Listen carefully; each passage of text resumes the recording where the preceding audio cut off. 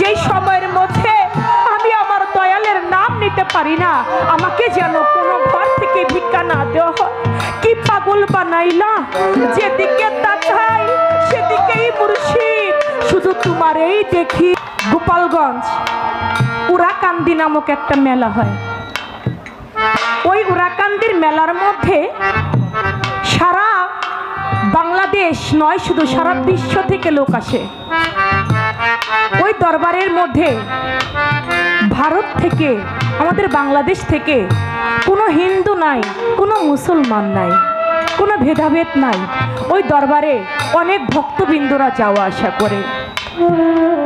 ভারত থেকে যে ভক্তরা আসে ওরা রাস্তার দুই পাশে বসে থাকে।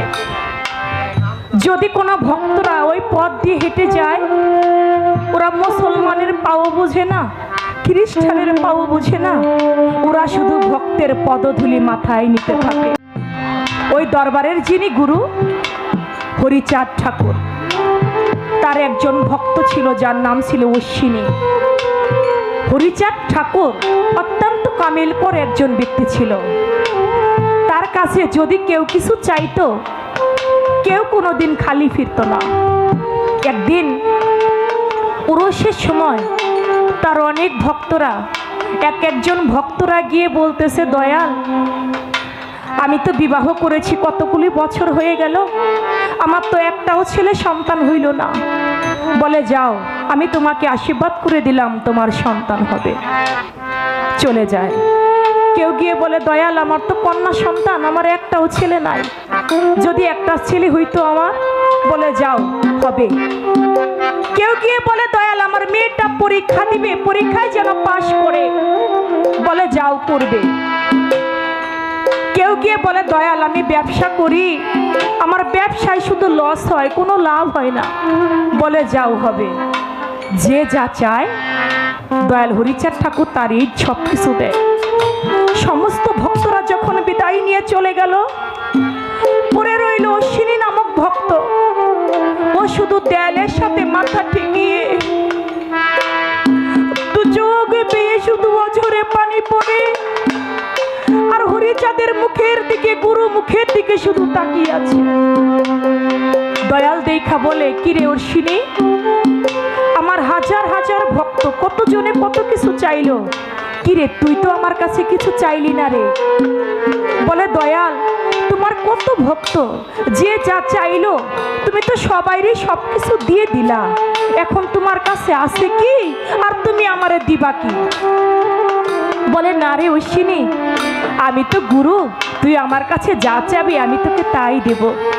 বলে, আমি এটা বিশ্বাস করতে পারি, মানতে পারি, আমার এই হাতটার মধ্যে হাত রেখে যদি তুমি বলো আমি তোমার কাছে যা চাই তুমি আমাকে দিবা, তাহলে আমি তোমার কাছে কিছু চাইতে পারি। দয়াল হরিচাঁদ ঠাকুর মনে মনে চিন্তা করে, আমার অশ্বিনী অত্যন্ত একজন গরিব মানুষ, বাড়ি বাড়ি ভিক্ষা করে খায়, অশ্বিনী হয়তো বা চাইলে কিছু টাকা পয়সা যাবে, নয়তো একটু ধন সম্পদ যাবে। আমি হরিচাঁদ, আমার তো কোনো কিছু কম নাই, ঠিক আছে, আমার কাছে যা চাবে আমি ওরে তাই দেব। যা অশ্বিনী, আমি তোর হাতে হাত রেখে কথা দিলাম, তুই আমার কাছে যা চাবি আমি দয়াল তোকে তাই দেব। কথা যখন দেওয়া নেওয়া হয়ে যায়,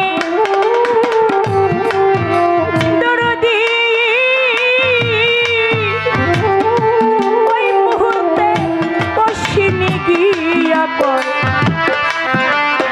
আমি কি চাইব মুর্শিদ তোমারও দরগায়।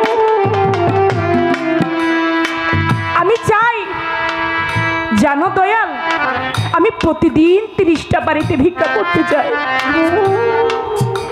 আমি যদি 30টা বাড়িতে ভিক্ষা করতে চাই, 20টা ঘরের লোক আমাকে ভিক্ষা দেয়, বাকি 10 ঘর হতে আমাকে দূর দূর করে দাঁড়িয়ে দেয়। বলে, অশ্বিনী, আমি কি তোর জন্য আশীর্বাদ করব যাতে ওই বাকি 10 ঘরেও তুই ভিক্ষা পাস? বলে, না দয়াল, আমি তোমার কাছে ওইটা চাই না, আমি চাই আমাকে যেন কোনো ঘর থেকে ভিক্ষা না দেওয়া হয়। বলে, তাহলে তুই খাবি কি, তুই পড়বি কি, তোর তার কোনো অর্থ উপার্জনের পথ নাই, বলে আমি খাইতে চাই না রে,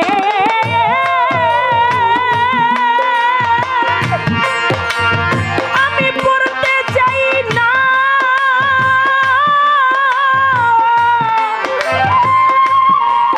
আমার মুর্শিদ রে এই ভব সংসারে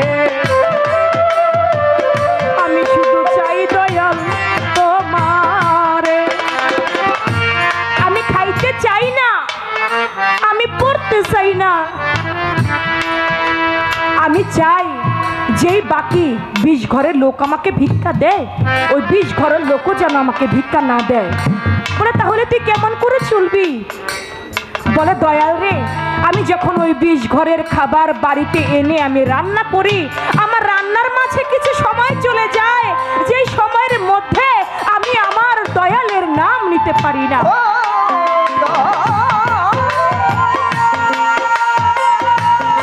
আমি যখন ওই 30টা বাড়িতে ঘুরি, ওই ঘোরার মধ্যে আমার কিছু সময় চলে যায়, যেই সময়ের মধ্যে আমি আমার দয়ালের নাম নিতে পারি না, আমাকে যেন কোনো ঘর থেকে ভিক্ষা না দেওয়া হয়। কি পাগল বানাইলা, যেদিকে তাকাই সেদিকেই মুর্শিদ, শুধু তোমারই দেখি, তখন বলে তোরে না দেখিলে হৃদয়ের যা লাবারে, ও দয়াল চান রে, ওরে তুমি সদাই হইয়া দেও দেখা, ও দয়াল চান আমারে, ওরে তুমি সদাই হইয়া দেও দেখা, ও মুর্শিদ চান আমারে।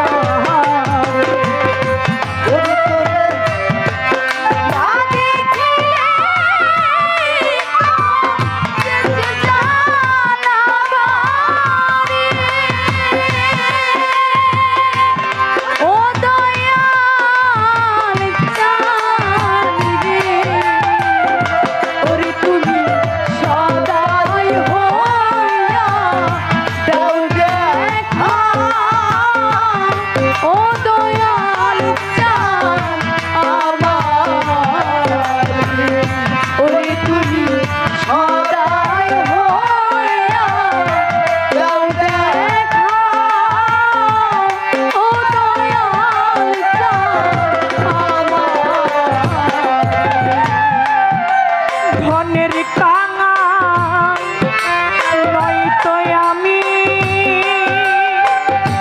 ওরে দয়াল নিধন আর ধন রে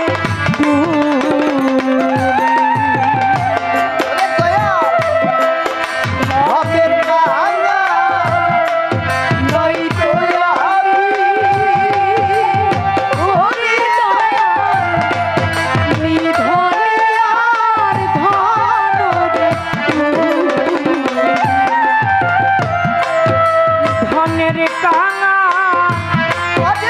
নয়তো আমি, লিটন চাননি আর ধন রে তোমার গাড়ি ঘোড়ারা স্বামী এই ভবপুরে,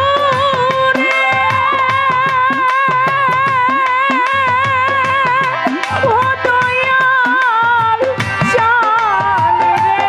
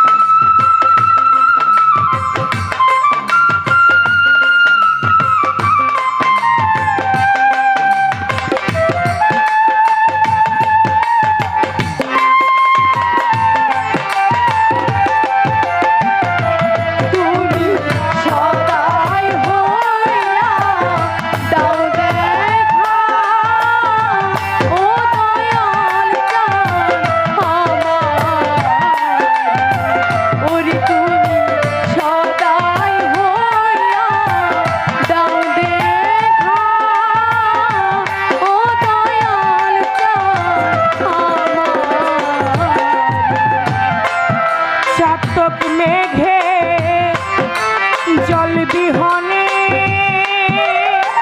ওরে চাতক খাই না পানি খালির দিলে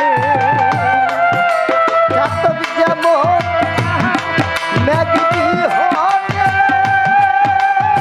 ওরে চাতক খাই না পানি খালিয়া দিলে চাতক মেঘে জল বিহনে ওরে চাতক খাই না পানি খালির দিলে ওরে তেমনি আমি থাকি আশা নদীর কিনারে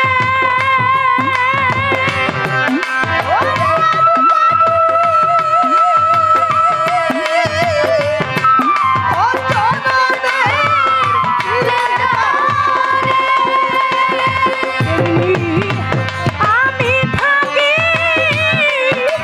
আশা নদীর কিনারে ও দয়াল জান রে ওরে তুমি সদাই হইয়া দাও দেখা ও মুর্শিদ জান আমারে ওরে তুমি সদাই হইয়া দাও দেখা ও দয়াল জান আমারে ওরে তুমি সদাই হইয়া দাও দেখা ও দয়াল জান আমারে বাউল তারা বড়ই দুঃখী এইভাবে মর আমার কেবল বাকি বাউলারা বড় দুঃখী ওরে বড়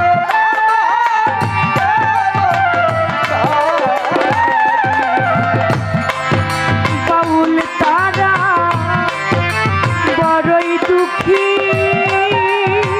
ওরে দয়াল মরণ আমার আছে রে বাকি ওরে আমার প্রাণ পাখি যাইবার কালে খাই খুশিও রে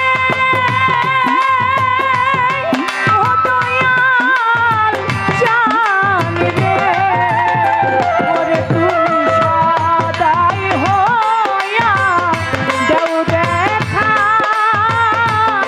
ও মুর্শিদ জান আমারে ওরে তুমি সদাই হইয়া দাও দেখা ও দয়াল জান আমারে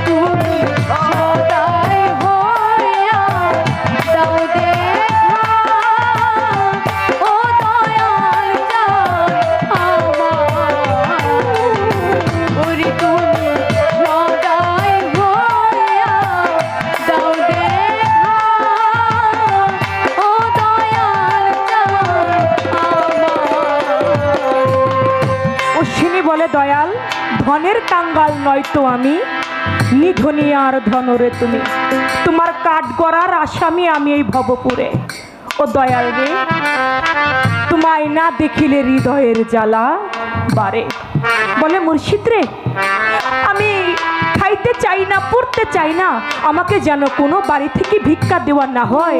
ওই ভিক্ষা পেয়ে বাড়িতে এসে আমি রান্না করি, রান্নার মাঝে আমার সময় চলে যায়।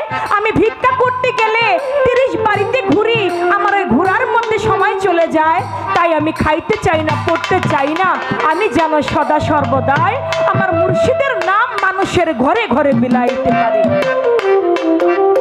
এছাড়া আমি অন্য কিছু চাই না। দয়াল রে, আজকে আমি তো আপনার শিষ্য, আমি তো আপনার ভক্ত। আজকে আমি আপনার শিষ্য হয়ে, ভক্ত হয়ে আপনাকে চাওয়া ছাড়া আমার আর কিছু চাওয়ার থাকে না।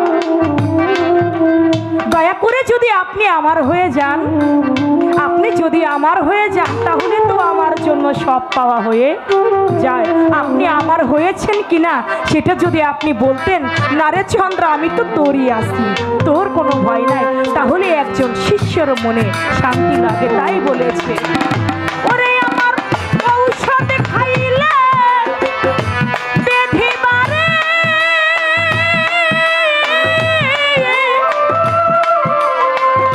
ওরে মুর্শিদ তোমায় দেখলে কিছু সারে, আরে ও দয়াল রে, ওরে ঔষধ খাইলে বেধি বাড়ে,